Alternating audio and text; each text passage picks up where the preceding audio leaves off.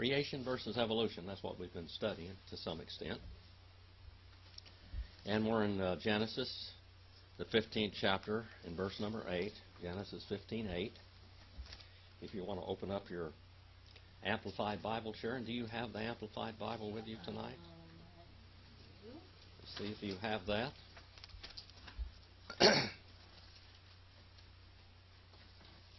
In Old Testament. You got it.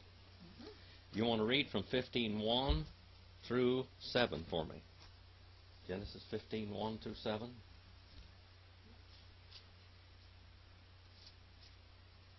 You want to come up here and watch all the mic cords?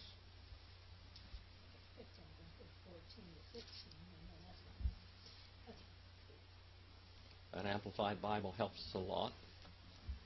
Oh.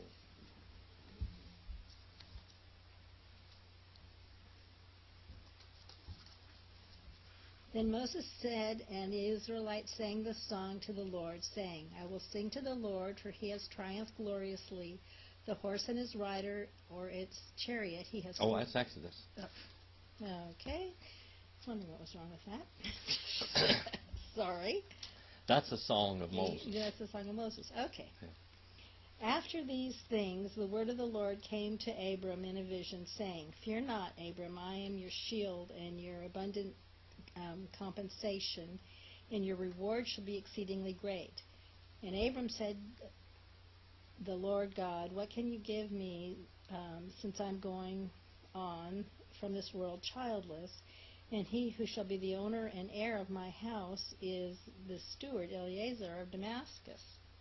And Abram continued, Look, you have given me no child, and a servant is born in my house, that is born in my house as my heir. Behold, the word of the Lord came to him, saying, This man shall not be your heir, but he who has come from your own body shall be your heir. And he brought him outside his tent into the starlight, and said, Look now towards the heavens, and count the stars if you're able to number them. Then he said to him, So shall your descendants be. And Abram believed, trusted in, relied on, remained steadfast to the Lord, and he counted it to him as righteousness, standing right with God. How far? Well, go ahead and read number 7 if you want to. Okay. And he said to him, I am the same Lord who brought you out of Ur of the Chaldees to give you this land as an inheritance. All right. There is a lot in these verses, a tremendous amount in those verses. Abraham didn't have a child yet. He would finally get another wife, Hagar, and he will have a child by her first before he does Sarah. And that was wrong.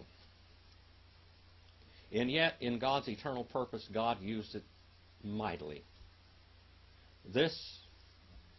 In this way, Abraham would be related to all of the Hamite races from then on. They would become his children. And that would be the sands of the sea, the physical sea. And as he looked to the stars of heaven, how many people have been saved since Abraham? That's the stars of heaven. That's the spiritual seed right there. Now, Abraham is the father of the Hamites, number 1. The first child he had was a Hamite child through Hagar, which means wanderer. And then he would have a child by Sarah. Then he would have several children by Keturah, which was a Japhethite, which was also related to him through Abraham. And so we see all of these children that are like the sands of the seashore, and that's physical seed. It's there. If you do your DNA, you may very likely find out that you are a descendant of Abraham. I don't care what race you're from, because he had these 3 wives and all these children. And they populated Europe. They say even, many scholars say that Alexander the Great was a descendant of Abraham through Keturah. Most of the Arab world is descendant of Abraham through Keturah, not Ishmael. Many are from Ishmael, but many more are from Keturah. You go look at those names and see who populated Palestine and the Middle East and Arabia. So let's go into 15 and verse 8 now. Wayomer, Adonai, Ha'advar, Bamah. You see that mem there in the middle of that Bamah there, Brother Roger? What's that in the middle of that thing? That's a doggish. Doggish laney, doggish forty, you know. And what does it do in this case? It doubles. It doubles. So we got B-A-M and then M, because it's doubled, A-H, Bama. And then we have Ida, Ki, Ir, Rosh, Shin, Na. Now let's look at that neen there. The nun, that is. I gave it the Greek name. Ma'am nun. See that nun there? What's it got in the middle of it? Doggish. A doggish. And this one does what? It doubles the sound of the N. I'm just doing that to just kind of help you understand those. The doggish in the letter, in the bosom of some of the consonants, it makes them hard, like the tau. Shin, shin, tau. It would be thou, Th sound. With a doggish in the middle of it, it is a T sound, a strong T sound. And of course, the teth is a strong T sound. So we got three T's right there. We've got a soft T, a hard T, and then we got another teth. Wayomer. Conjugate that for me, Sharon. Third person masculine singular, cal, while consecutive and perfect. All right, third person masculine singular, cal, while consecutive and perfect. Brother Roger, how should that be translated? And he said and kept on saying. And he said and kept on saying. Now tell me, what is the root of that word? It's a three-letter root. Amer. Amer. Okay. Amer. And here is we have Wayomer. Wayomer. And that makes it third person masculine singular, cal, while consecutive imperfect. Adonai. Adonai is one of the words, the word that the modern Jews replaced the name of Jehovah with. When they come to the name Jehovah, which is the next word, which we'll say Hadavar, the word, they will say Adonai, Adonai. The modern Jews would. Isn't that what they would say, Brother Roger? Adonai, Adonai. But it's Adonai Jehovah. Adonai means Lord, absolute potentate, despot, despota, Kyrie is what it says in the Greek Septuagint. Despota, Kyrie. Now the word Kyrie, they called Jesus Lord, didn't they? Kyrie, or Kyrios. And so that was equivalent to Jehovah. Now what does Jehovah mean, Sharon? He who shall become. He who shall become. All right, now this is one of the Jehovah titles here, and we have Lord Jehovah. Okay, Lord Jehovah, Adonai Jehovah. And then we says Bama. Now what is the root of this Bama, Roger? It's an interrogative, isn't it? So the word is ma. Uh-huh, that's right. For what? Which means ma, which means what, and that's an interrogative, isn't it? It's a question. In what? The first part of that on there, that preposition on the front of it, page 88 is where we look that up in Brown, Driver, and Briggs, by the way, if you wanted to do that. That preposition on the front of it is what, Sharon? In what? So how would you decline this, Brother Roger? What case is this in?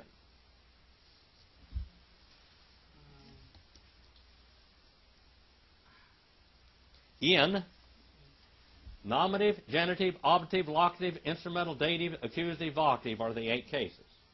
So this is in the locative, All right? And then Ida, that comes from no. And here it is. It's a first person construct singular, cal, imperfect. And how would you translate that, Brother Roger? So it's a motion of keeping on. That's right. So we have first person construct singular. Who is that, Sharon? I. Well, yeah. I keep on knowing. I keep on knowing, and then key, here we have a little causative there, because, or that, put down because of that, page 467, 468 in Brown, Driver, and Briggs. And then we have irashina, irashina. And let's look at this one now. Marilyn, can you conjugate that one for me? Can you read that and understand that conjugation, or have you got that far yet? Yeah. Well, I know I can understand Cal imperfect. Oh, no, it's first, yeah, Cal imperfect. The first one there is first person construct singular. Oh, okay. So that's I in it, and then Cal imperfect. Okay. I shall keep on possessing, and then we have third person feminine singular suffix on that word. Brother Roger, how should we translate this all together?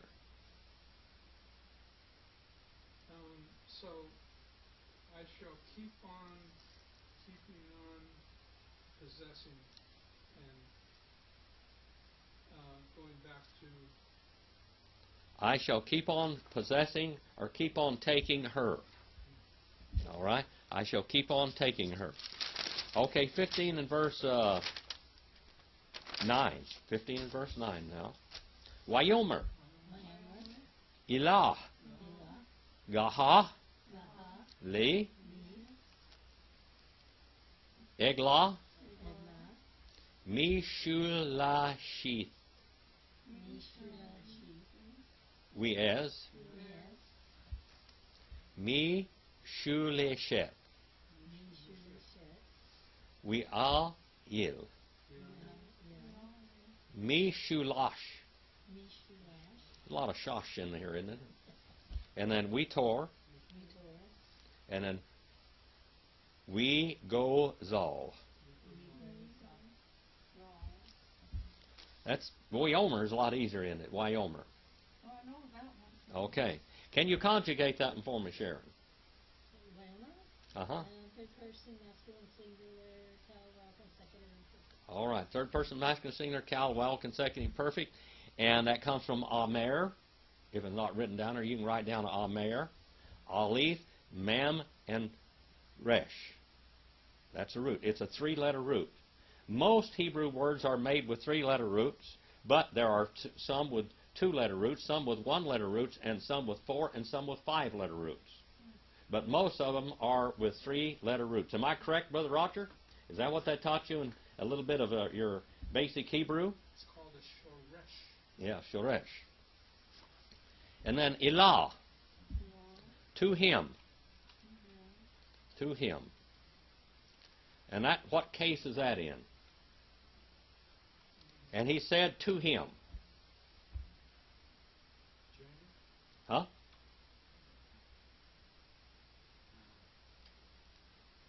There's that second case. Well, it can be one or two things. It can be dative or accusative.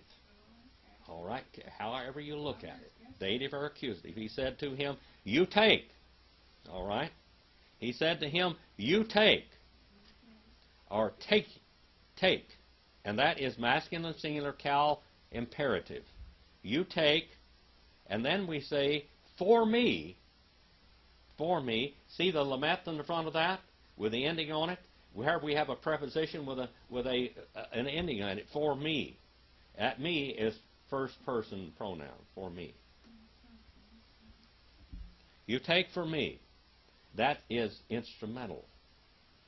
Instrumental.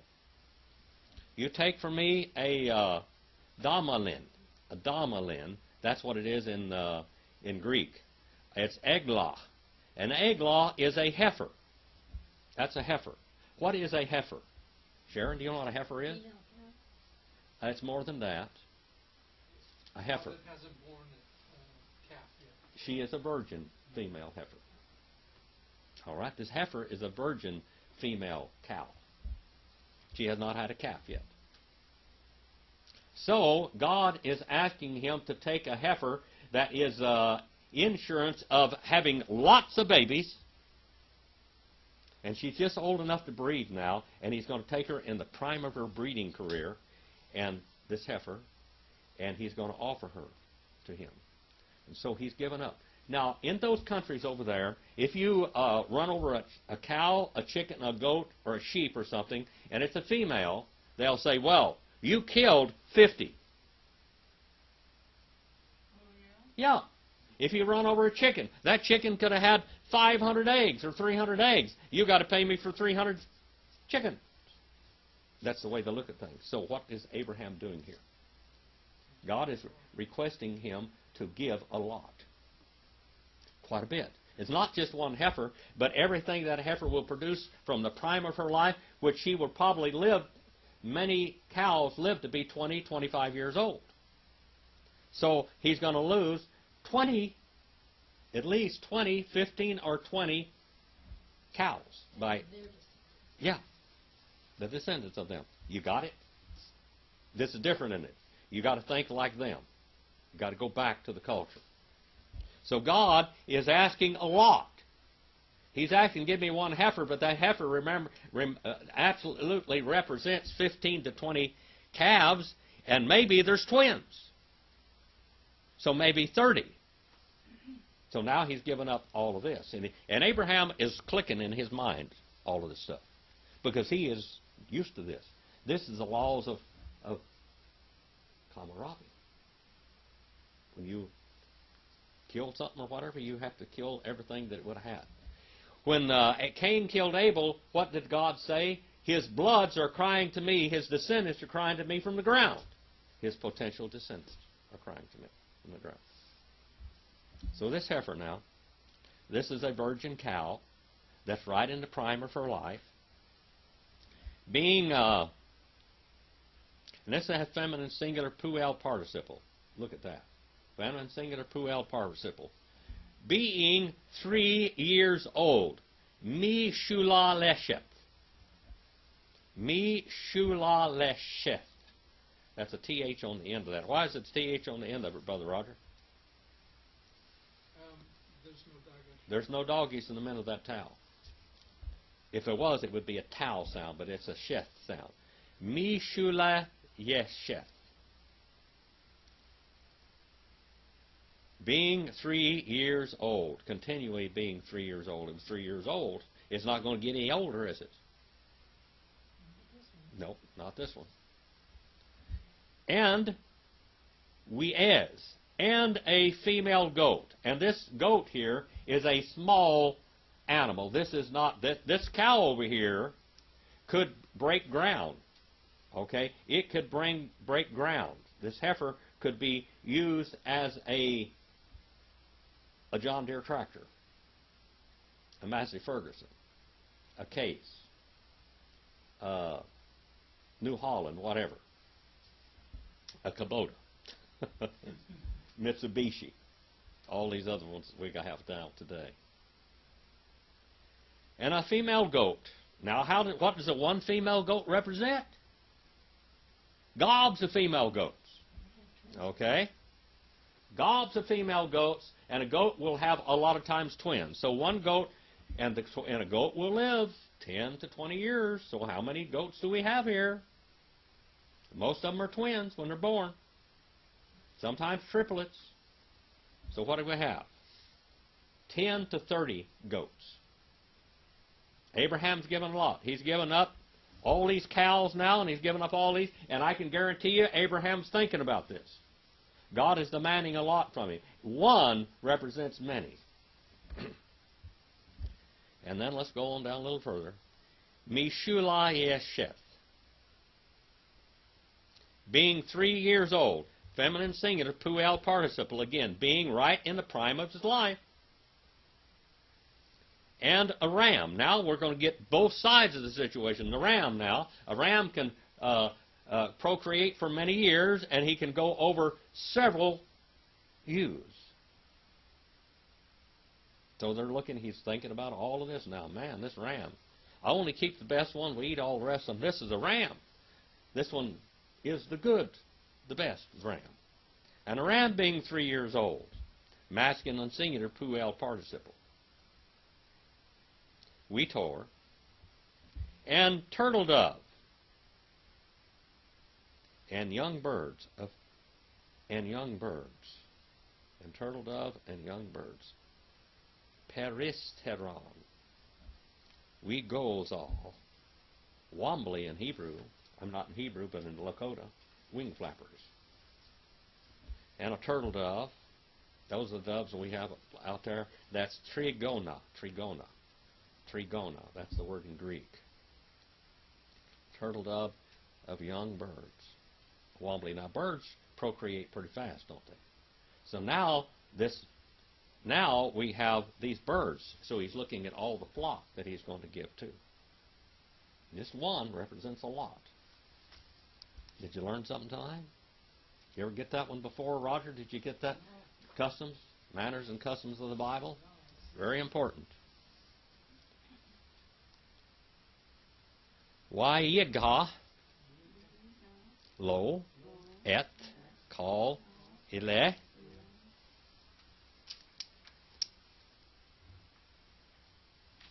Why, bater, otam, batawek, wayitan, ish, betro, the korat, ru, re, ehu, wiet, hot tipor, lo, batar. Let's go back and look at this now. So we got all these Hebrew customs in here. We got all the customs of the day. We're looking at all that while we're at it. And it said, conjugate this one for me. Marilyn, can you do that one yet? That first verb there, wayikra, wayika.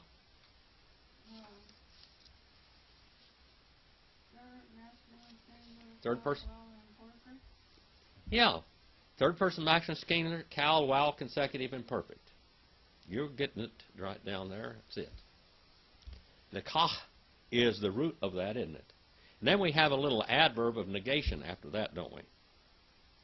Wayika, third person masculine singular, wow, consecutive, perfect. And he took and kept taking. Lo. No, I gave you the wrong one. That's not an adverb. That is a preposition with a masculine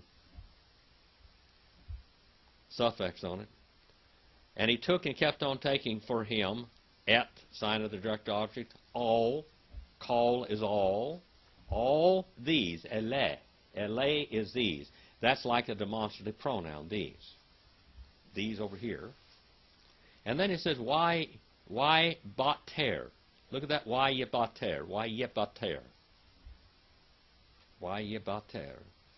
And now we have the old, here we have an old sign of a covenant, don't we?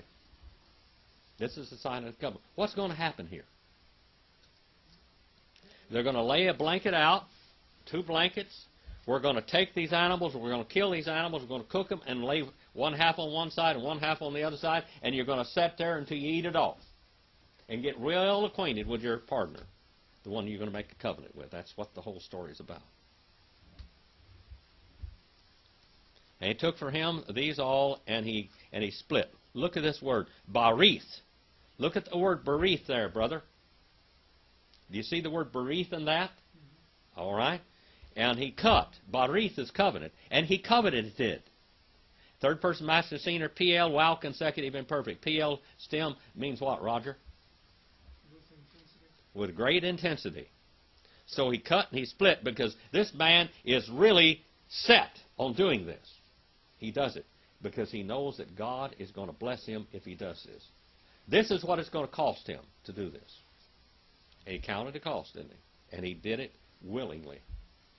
Do you think he could have a kid? He hadn't had any children so far. He's getting pretty old. Only God's going to make up the difference. Now Abraham was not impotent. Abraham was not what you might say sterile. Sarah was. But he didn't know. They didn't know which one's what. But God's going to tell them later on. But now Abraham is going to expect and believe that God is going to bless him. And he cut them in the middle. In the middle. Ba-ta-wek. In the middle. Right in the middle of it. In the midst. And then we have the word wayatin. And he placed and kept on placing. That's third person masculine singular, cal, wow, consecutive, imperfect. Page 678 in Brown, Driver, and Brage, and page 783 in Kohler and Bumgardner, by the way. Each one, each one, each man, that is, in place. Betro, in place. And then we have the word likroth, likroth. That word likroth is infinitive, cal, infinitive construct, cal stem, infinitive construct, and that means to be joining, to be joining. Marilyn, could you move that one thing over there? It's flashing light in my eyes really bad. Not, look, no, over there, that thing there is really blinding me. Okay. The light is shining through there and working me over. My eyes are sensitive since I had all that art. No, that thing below it. No, Marilyn. That whatever that thing is there, a booklet or something there that's shining. Oh, this? Yes, thank you very much. Okay. That's Oh, good. got it. Sounds like it's a mirror there or something. Is there a mirror under that or something? Never mind. It's done now. Okay, thank you. To be joining. Its friend. Its friend. That's what the letter says. Re-a-hu. Its friend. Its partner. Anti-prosopa. Anti-prosopa. In Greek, anti means what? Against. And prosopon, face. Against the face. Yeah, face to face. All right? Face to face. Facing each other. And here we have and, we et, and in the sign of direct objects, and hot thipfor, and the birds, the wing flappers, the womblies, the ornia, ornithology. Ornithology means what? The study of birds, right out of the Greek language. And then said, now we have the adverb of negation, which I missed a while ago. Not. He had split. He had cut or he had divided. Third person masculine singular. Third person masculine singular. Now let's go to 15 and verse 11. Wayered. Ha-ayit. Now look at that real strong T on the end of that. Ha-ayit. All. Ha. Hop. Pigarim. Wayasev. Otam. Abram. Now let's look at this one. Roger, can you conjugate that Wayered? Third person, masculine, singular, cal, wow, consecutive, imperfect. Now translate it for me. So he came down and kept on coming down. All right. The birds. It's the birds of prey. Hayit. Hayit. These are birds of prey. Now this is what kind of birds of prey? Like a vulture? Vultures. All right. Crows. All of these. So they're laying out the thing. Yeah, so here they come. All these birds come down here to get this. Get these this offering. Upon, all upon, that's equate to epi in Greek. The carcasses, the dead carcasses, the bodies, literally. Ha-pi-garim. Now look at that word. You see that pate there, Brother Roger? What's in the middle of that pate? A doggish, which doubles it. Hop, pig, garim. And the dead bodies. And literally, and he blew away. He's scared. The sound of blowing. Shish, shish, shish. That's what it means. Shish, shish, shish.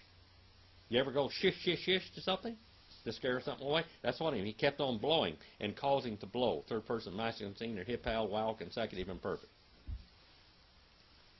and that would be nuo in Greek. Them, Abram. 15 and verse 12. Wahi, Hashemesh, Labo,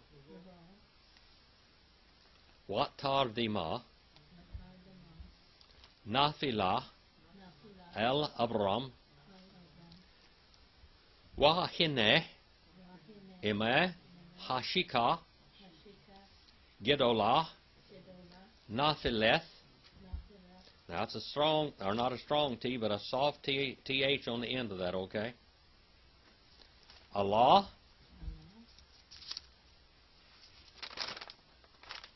Let's look at this. This will be our last one. Now Abraham is in a hypnotic trance. God strikes him and puts him in a hypnotic trance. For Abraham to sign this covenant, he has to be conscious and walk down between and give God his shoe. And God give him his shoe, so to speak. That's what they did back then. This sounds weird for today, but they would walk between these animals, and they would give each other shoe, and then they would sit down on the ground, and they would eat until it's all gone. Because it would establish a friendship between them. This eating, this cutting, was a time of getting to know each other. And a kind of saying goodbye, and a kind of saying, hey man, whatever you need, I'll do it for you, whatever. You know, this is what they actually did. And let become. Third person, masculine, singular, Cal, consecutive, and perfect. Ha-shemesh. Ha-shemesh. Here we have a definite article in front of it. And what's shamesh? Ha-shemesh. The shin there is doubled because of the doggish in the bosom of it, isn't it? So we have hash and then shemesh. The sun. It means, now look at that lamet on the front of that word there, lebo. Lebo. And bo is the root of that word. See that there? This lebo here, lebo, it means... the front of it, that lamet, makes it into a preposition, doesn't it? Cal, infinitive, construct. It's an infinitive, that is, not a preposition. Cal, infinitive, construct. Sometimes it's a preposition, but here, the preposition-looking thing makes it into a infinitive. The sun was to be going down, is what it means, to be going down. And then we have watar dima. And the word is hypnosis. Hypnosis. That's what the word is, hypnosis. Ecstasis. He's out of his senses. He's hypnotized. His mind has left him. He's in a trance with God, a hypnotic trance. He's in a deep hypnotic trance. Asleep like death. Asleep like death. In a hypnotic trance. And it says, Naphilah. Know what a Nephilim is? Nephilim is a falling one, isn't it? Let's look at this. Third person feminine singular, Cal perfect. And she has fallen. She has fallen. Okay? She has fallen upon Abram. And behold, what's fallen upon him? This deep, hypnotic, death-like trance has fallen upon Abram. And behold, Wiheneh, we on the front of that is a conjunction, page 215, 253 that is. And we have behold, behold, and behold. Behold is an exclamation. It's a kind of pay attention here. And behold, Imah. Imah, the Greek equivalent of Imar is phobos. What would you think phobos means? A phobia, a great terror. A phobia falls upon the terror, the phobos, of the darkness. Hashika. Hashika, of the darkness. And in Greek it's skotenos megos. Skotenos megos. Skotia means darkness, and it's megas means great. A great darkness. All right? Skotinos megas. Skotinos megas. The darkness, hashika, gedolah. Gedolah. Gedolah is great. That's megas in Greek. Naphileth. And it kept on falling, and she kept on falling, is what it literally says. She kept on falling. Why is it she? Because it is feminine singular. The hypnosis is a feminine thing. Do you think girls can put a hypnotic trance on a guy? Think about that. Did Eve cast a spell upon Adam? Yes. That's love. And she kept on falling upon him. This great hypnotic trance kept on falling. She kept on falling upon him. Now, Jacob had a hypnotic trance. Daniel had a hypnotic trance. Pharaoh had a hypnotic trance. Abimelech had a hypnotic trance. These people have all been under hypnosis. Nathaniel had a hypnotic trance. Joseph's dreams. Daniel's visions. Joseph and Mary. Joseph, remember Joseph? Joseph means to increase. Jacob's son, Joseph, he had many hypnotic trances. And then Joseph and Mary. Joseph had a hypnotic trance. Mary had a hypnotic trance. So does God speak to you in hypnosis sometimes? In these deep, dark hypnotic trances? Daniel 8, 1 through 14. Daniel 10, 1. Matthew 1, 18 and 20 and 24 and 25. Matthew 2, 13 through 15. Luke 1, 26 through 38 and 39 through 56. Daniel 2 and 1. We didn't even go to the book of Genesis. Genesis 12, 14 through 20. Genesis 20 and verse 3. Job 33:15. Genesis 2:21. Acts 10:19 or 10:9 and 16 with Peter. Okay? And Paul, Acts 22:17 through 21 and Acts 26:14 through 18. These are all people that were affected by these deep hypnotic trances. Can Satan also do the same thing to people? Mm-hmm. Give me an example. Give me an example of this. What's his name? You said he was Mormon, son? What? Joseph Smith? Joseph Smith. Muhammad? These are modern. Well, this side of that. This side of that. How about the snake in the garden? The snake in the garden. Satan has deceived, the great deceiver. The great deceiver. He has deceived many nations, hasn't he? All right. Well, do you have any questions? We made it through 12. We made 15.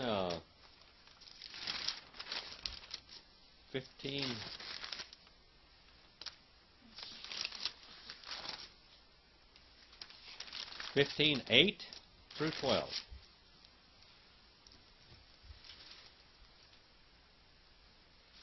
What did you learn tonight? I learned a lot of culture that I wasn't aware of. I thought I did. Again, added to Added to a little of that culture? Yeah. That Hebraisms and cultural deals from the laws of camaraderie and all of this?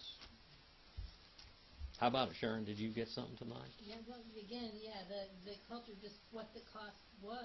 Yeah, the cost was greater than we see. It was all the future offspring.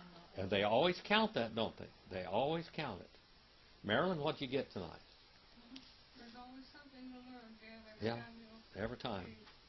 Every time we study God's Word, it opens things to us. The next 15:13, we have the prophecy of Israel to be in Egypt for 400 years. Look at that. Way ahead of time in it. Is the Bible an amazing book? Is the Bible a book of science and medicine? of history and prophecy. All those things, like no other book that's ever been written. Like no other book that's ever been written. Yes. Okay. I mean, I understand Abraham took these animals, split the animals except the birds, and they did Yes. in pairs, okay? Mm-hmm. And I understand that you have all these carcasses there, so the animal, are the gonna come vultures. together. But there's got to be a bigger meaning in them trying to eat these animals before God is. I mean, that has to be deeper. It's right? Satan again. Isn't Satan it? trying to Mm-hmm. interfere. And we with the have covenant. the parable of the sower in the New Testament, Matthew 13. The sower went forth to sow. Who's the sower? God. The Son. The God, the Son. What is the seed? His word. Who ate up the seeds? The birds. The birds. And who are the birds? The devils. There you are. See, we all see this. Many times the birds are the devils. And right here they represent the forces of darkness, because there's a great darkness. Great darkness. And the earth, she became formless and void in Genesis 1 or 2. We ha'aris, hatya tohu wohu, wahoshoke el panei hamayim. Wirua Elohim, merefashet el panei hamayim. That's beautiful in the Hebrew language. Spirit God suffered over. Each and every person that's ever been saved, Spirit God mourned over and suffered over and called. How many did God suffer over and call that didn't come? Many, many, many, many, many, many. But did he suffer over all of them? See, I'm not a hyper-Calvinist. I'm not a super-lapsarian. I'm not an infra-lapsarian either. I'm a modified sub-lapsarian because I believe God calls all men and that God suffers over and calls all men. He didn't create reprobate. He gives all men a chance. All men a chance to come to God. And he provided for that. You're talking about the suffering, God's suffering to bring. I'm just thinking of a woman in labor as she suffers to bring a That's child right. into the world. Yes. You've been through that. Yeah. It is a suffering. God suffers. And there, it is in the feminine gender. The feminine gender. Merefasheth is in the feminine gender. Feminine singular, cal participle. Kept on. Kept on. Kept on suffering. Kept on mourning over. Kept on brooding over. Thinking to brood, to suffer. All right. So we got something out of this class. Very important class. We always see salvation by grace. We always see the love of God. We always see God's drawing power. We see God suffering over us, keeping us in line with His work. And the Spirit of God just suffering and pushing us in line like the banks of a river, keeping a river going. All right, go out and do something eternal. Sharon, would you dismiss us in prayer? Father, we just thank you again for just another wonderful lesson and another time to dive in and into your word and just experience it. And we thank you, and Lord, I just ask that you bring it to our mind during the week, that we can meditate on it and chew it and absorb it even more. I ask this in Jesus' name. Amen.